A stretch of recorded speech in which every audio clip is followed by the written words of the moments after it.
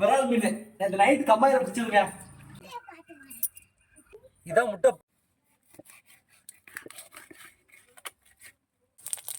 அடக்கரகாசரமே, நான் சமைக்கிறப்பதான் வர்ண பகவான் மழையா பொழியிறாருங்க. நல்லா பொன்னிறமா வந்துருச்சுங்க. வாங்க சாப்பிடலாம். ஹாய் சொன்னாங்களே, நம்ம வீட்டுக்கு புதுசா ஒரு கெஸ்ட் வந்திருக்காங்க, பார்க்கலாமா? பாருங்க, விரால் மீன் இந்த நைட் கம்மாயில பிடிச்சிருங்க. உயிரோட இருக்கா? எல்லா மீனுமே தண்ணி விட்டு வெளியெடுத்தா இறந்து போகும். ஆனா இது மட்டும்தான் 6 மணி நேரம் உயிரோட இருக்கும்.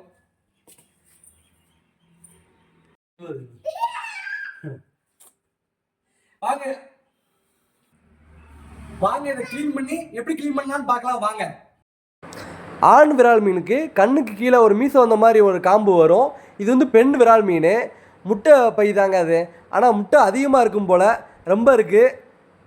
இது மண்டையில் வந்து நீங்கள் ஒரு கனமான இரும்பு பொருளால் அடிச்சிட்டிங்கன்னா அது மயக்கமாயிரும். அதுக்கப்புறம் நம்ம அதை வெட்டிக்கலாம். மீன் நல்லா மயக்கமாயிருச்சு. அதுக்கப்புறம் மேலே உள்ள செதில் ஃபுல்லாக நீக்கிடணும். அப்படின்னா நல்லா இருக்கும். பாருங்க, சல்ல சல்ல சல்ல நல்லா ஷார்ப்பான கத்தி வச்சு நல்லா பண்ணிருங்க. பின்பகுதியும் ரொம்ப இருக்கும், அடிப்பகுதியிலையும். அது இன்னமும் சாகுறாங்க, உயிரோட தான் இருக்குது. அரை உயிர் இருக்கு. விரால் மீன் குழம்பு வச்சுன்னு வச்சுக்கோங்க, அவ்வளோ அருமையாக இருக்கும். குழந்தைங்க நல்லா சாப்பிடுவாங்க, ஏன்னா முள் இருக்காது, நடுப்பகுதி மட்டும்தான் முள். அடுப்பு சாம்பலை வச்சிருக்கோம் பார்த்தீங்களா? இது எதுக்குன்னா, கையில் இப்படி அப்ளை பண்ணிட்டோம்னா மீனை தொடும்போது வழுகாதுங்க. அதுக்கு தான் நம்ம அடுப்பு சாம்பல் யூஸ் பண்ணுறது. இப்போ எல்லாரும் கேஸ் யூஸ் பண்ணுறதால அடுப்பு சாம்பலே பார்க்க முடியாது. மீனை நல்லா சுரண்டி எடுத்தாச்சு. அதுக்கப்புறம் அதோட சைடு ரெக்கை ஃபுல்லாமே க்ளீன் பண்ணி எடுத்துருங்க. க்ளீன் பண்ணி எடுத்துகிட்டு நம்ம வெட்ட ஆரம்பிச்சிடலாம். சரி, பாருங்கள் எவ்வளோ முட்டைன்னு. இப்போ பாருங்கன்னா முட்டை எடுக்க முட்டை வந்துக்கிட்டே இருந்துச்சுங்க, அதிகமாக இருந்துச்சு. ஆனால் விரால் மீனில் இவ்வளோ முட்டை இருக்குன்னு நான் இன்றைக்கி தான் பார்த்தேன். எப்படியும் 2000 3000 முட்டையோடு இருக்கும் போல். எல்லாமே சின்ன சின்ன முட்டைகளாக இருக்குது. இந்த முட்டையிலேருந்து விரால் குஞ்சுகள்லாம் வரும் போல். இந்த முட்டையை எடுத்து நம்ம திருப்பி தண்ணிக்குள்ளேயே போட்டாலும் பொரிச்சு வராது. இதை தாய் தான் அதை பொறிக்க வைக்கணும். இந்த முட்டையை வந்து சின்ன வெங்காயம், கருவேப்பிலை எல்லாம் போட்டு நீங்கள் சமைச்சு சாப்பிட்லாம், சூப்பராக இருக்கும். சளி பிடிச்சா சாப்பிட்டீங்கன்னா அவ்வளோ அருமையான மருந்து. இது நாட்டு விரால் மீன் போல். எவ்வளோ இருக்குது பாருங்கள், கம்மாயில் பிடிச்சதான் கட்டி. நல்லா இது வலையிலே இருந்தது. வலையில் உயிரோடு இருந்தனால ஒரு 2 மணி நேரத்தில் வலையை எடுத்துட்டாங்க. இல்லைனா அந்த வலையில் இது இறந்து போயிருக்கும். உங்களுக்கு தேவையான அளவுக்கு மண்டையை வெட்டிட்டு அதுக்கப்புறம் பீஸ் போட ஆரம்பிச்சிருங்க. சின்ன பீஸாக போட்டுற வேண்டாம், கொஞ்சம் கனத்த பீஸாக போட்டுருங்க. அப்படின்னா தான் வேகிறப்ப நல்லாயிருக்கும், உடையாது. சின்ன பீஸாக போட்டிங்கன்னா உடஞ்சிரும். நல்லா அந்த முட்டை இது, அந்த குடல், செதில் எல்லாமே எடுத்து வெளியில் போட்டுருங்க. இந்த மீன் வந்து 7 பீஸ் வந்துச்சுங்க. ஒரு மீன் வந்து 950 கிராம் இருந்தது கரெக்டாக. 1 கிலோக்கு 50 கிராம் தான் கம்மி. விரால் மீனை நல்லா வெட்டி எடுத்தாச்சுங்க. அந்த மீனில் உள்ள கவுச்சி சுமல் போகிறதுக்காக மஞ்சப்பொடியை போட்டு நல்லா கழுவி எடுத்துடணும். மண்டை வந்து கொஞ்சம் பெருசாக இருந்தால் அதையும் 2 பகுதியாக போட்டாச்சு. நல்லா கழுவி எடுத்துருங்க. ஒன்றுக்கு 2 டைம் கழுவிடுங்க, அப்படின்னா தான் கவுச்சி சுமல் நல்லா போகும். கேஸ் அடுப்பில் சமைக்கிறத விட மீன் குழம்ப விறகு அடுப்பில் மண்சட்டியில் வச்சு பாருங்கள், டேஸ்ட் சும்மா அல்டிமேட்டாக இருக்கும். தாராளமாக நல்லெண்ணெய் ஊற்றிக்கோங்க.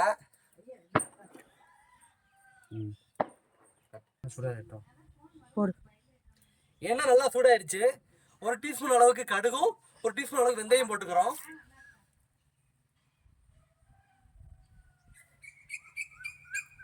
கடுகு நல்லா பொரிஞ்சு வந்துருச்சு. அது கூட பட்டை, ஏலக்காய், கிராம்பு, கசகசா எல்லாம் போட்டுருவோம். அடக்கரகாசரமே, நான் சமைக்கிறப்பதான் வர்ண பகவான் மழையா பொழியிறாருங்க. எனக்கு சோதனை மேல சோதனையா ஒரு மீன் குழம்பு வைக்கிறதுக்கு அடைமழையும் நான் கொடை பிடிச்சா சமைப்பேன், விட மாட்டேன். தாராளமா நல்லா தாராளமா கருவேப்பிலை போட்டுருங்க. நல்லா பொரிஞ்சிருச்சு. அது கூட நம்ம நறுக்கி வச்ச வெங்காயம், தக்காளி எல்லாம் போட்டுடலாம். சின்ன வெங்காயமே போடுங்க, அப்படின்னா நல்லா டேஸ்ட் கொடுக்கும்.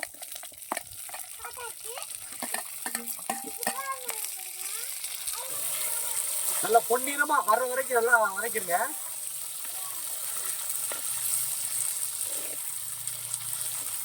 விறகடுப்பு தாங்க, நல்லா மணமா இருக்கு. இஞ்சி பூண்டு விழுதை வந்து நம்ம நல்லா அரைச்சி எடுத்துக்கிட்டோம், அதை போட்டுடலாம். இஞ்சி பூண்டு விழுதோட பச்சை வாசனை போற வரைக்கும் நல்லா வதக்கிடுங்க. நல்லா வெங்காயமும் நல்லா பொன்னிறமா வந்துருச்சுங்க. கூடயே மழையும் வந்துகிட்டு இருக்கு, சாரெல்லாம் பெய்யுது.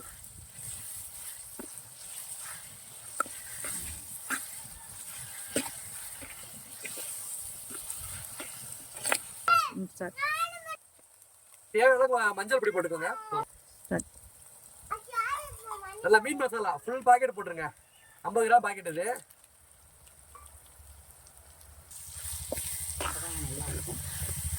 மசாலா நல்லா ஒண்ணா மிக்ஸ் ஆகிட்டோம். பாருங்க நல்லா ப்ரௌன் கலர்ல வந்துருச்சு, ரெட்டா.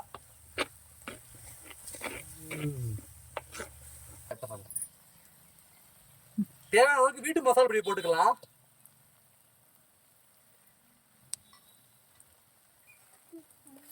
இதே நல்லா கிளறி விட்டுருங்க.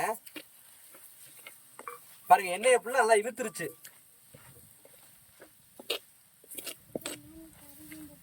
கரைச்சி வச்ச புளி கரைசலை ஊத்திக்கலாம்.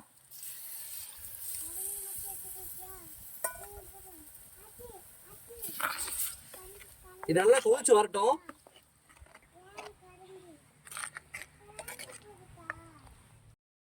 குழம்பு நல்லா கொதிச்சிருச்சுங்க. அதுக்கப்புறம் நம்ம வெட்டி வச்ச விரால் மீனை ஒவ்வொன்றா இறக்கி விட்டுடலாம். ஆனால் இந்த உலகத்திலேயே செத்ததுக்கப்புறமும் நல்ல பேர் எடுக்கிற ஒரே ஜீவன் வந்து மீன் மட்டும்தான். அதுவும் இறைச்சியில் எல்லாமே தான். ஆனால் மீன் ருசியே தனி. நான் இது நல்ல மீன், சூப்பராக இருக்குதுன்னு நம்ம மீனை நல்லா பாராட்டுறோம். எல்லாத்தையும் எல்லாம் இறக்கி விட்டாச்சு. இன்னும் ஒரு 7 நிமிஷத்தில் நல்லா வெந்துடும், நல்லா குக் ஆயிரும். மீனானது நல்லா வெந்துருச்சுங்க. விரால் மீன் குழம்பு சமைச்சு ரெடி பண்ணியாச்சு. சுட சுட சாப்பிட்டா தான் இருக்கு மீனுக்கு உண்டான மதிப்பே.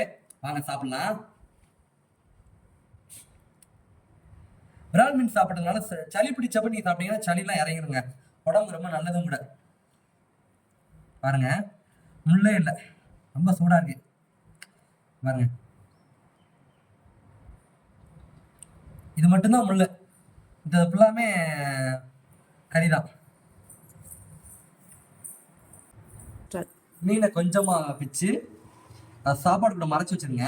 மறைச்சு வச்சுட்டு சாப்பிட்டா சூப்பரா இருக்கும். சூப்பரா இருக்குங்க. நீங்களும் இந்த மாதிரி விரால் மீன் கிடைச்சா விட்டாதீங்க, செம்மையா இருக்கு.